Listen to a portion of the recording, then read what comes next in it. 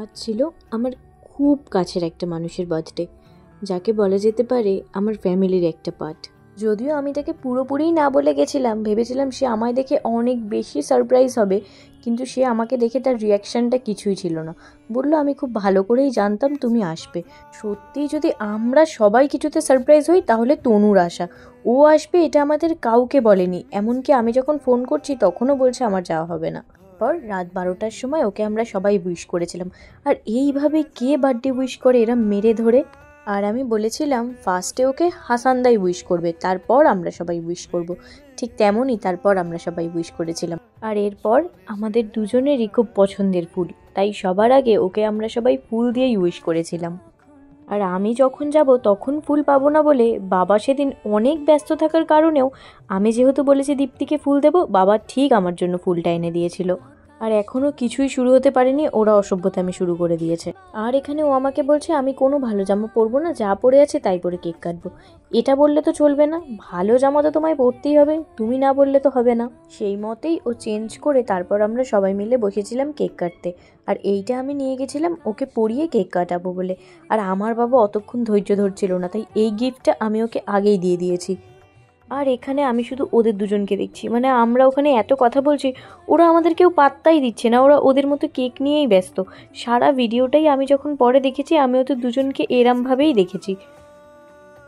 আর যেখানে আমরা সবাই থাকবো সেখানে খুব একটা সাধারণভাবে কিছু হয় না, তাই কেক কাটার জন্য ওখান থেকে ছুরি দিলেও ওই ছুরিতে আমরা কেক কাটিনি, আমরা একটা ভয়ঙ্কর ছুরি নিয়ে এসেছি সেই ছুরিতে কেক কাটবো বলে।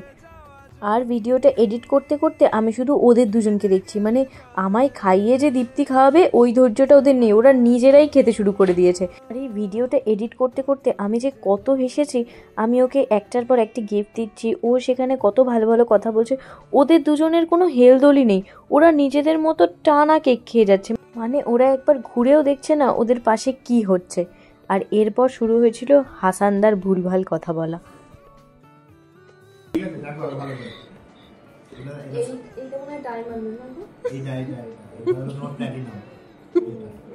ঠিক আছে, পড়াও না, আমার অনেক গিফট দেওয়া বাকি আছে।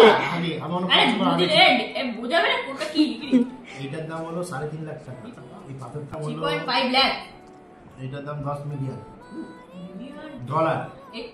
তোমার এগুলো যে জয়েন করা আছে এগুলো $200, তাহলে সব মিলিয়ে পরে হিসাব করে কত হয়েছে? এখন হিসাবে অনেক টাইম লেগে যাবে, তুমি পড়াও।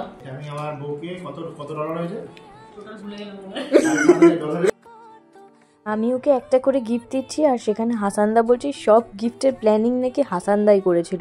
আমি বলছি আচ্ছা তাই সই। আর এই প্রতিটা গিফটের পেছনে অনেক সুন্দর সুন্দর স্টোরি ছিল। আর আমি 200% শিওর ছিলাম প্রতিটা গিফট ওর পছন্দ হবে, কারণ আমরা দুজন দুজনের পছন্দটা খুব ভালো করে জানি।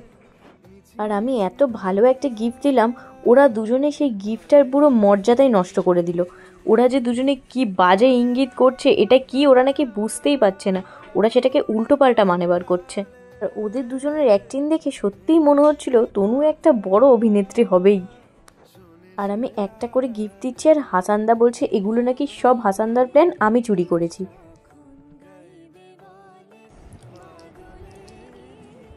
ডিয়ার বেস্ট ফ্রেন্ড, এই এখানে বলেছেন ডিয়ার ওগর লিখতে, তুই বেস্ট ফ্রেন্ড লিখেছিস কেন?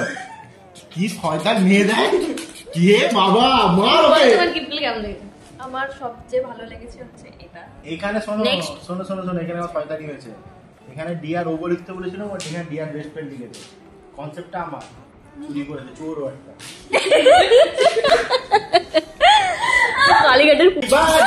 আর আমি এটাই বুঝতে পারছিলাম না, জন্মদিনটা দীপ্তির আর ওরা স্প্রেটা সবসময় আমায় করছিল, কারণ কি আমি নাকি বেশি গিফট নিয়ে গেছি, এটাই আমার দোষ।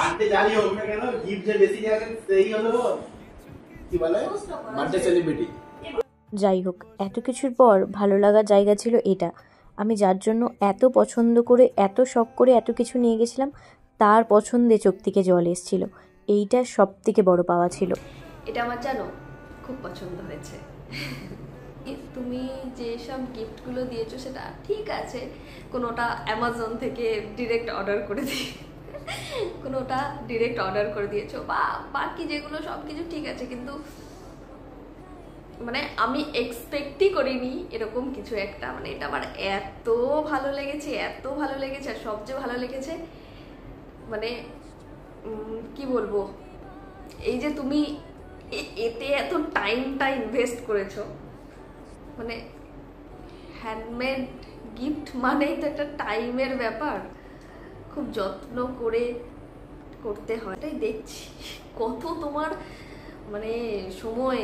হ্যান্ডমেড যে গিফট হয় আমরা কিন্তু মানে সবার জন্য চাইলেই পারি না, মানে এটা আসে না। হ্যাঁ, মানে এটা দেখে আমার একটা কথা মনে পড়ছে, আমিও হ্যান্ডমেড গিফট তৈরি করেছি দুবার, মানে একটাই মানুষের জন্য দুবার। আমার মনে হয় কি যে ধরো বাজার থেকে একটা দামি ঘড়ি, দামি শার্ট কিনে দেওয়াই যেতে পারে, কিন্তু এই নিজের হাতে তৈরি করে কোনো কার্ড বলো বা যাই হোক নিজের হাতের তৈরি করে কাউকে গিফট করা, এই ব্যাপারটা না সবার জন্য আসে না। এটা আমার কি ভালো লেগেছে, কি ভালো লেগেছে, কি মিষ্টি না।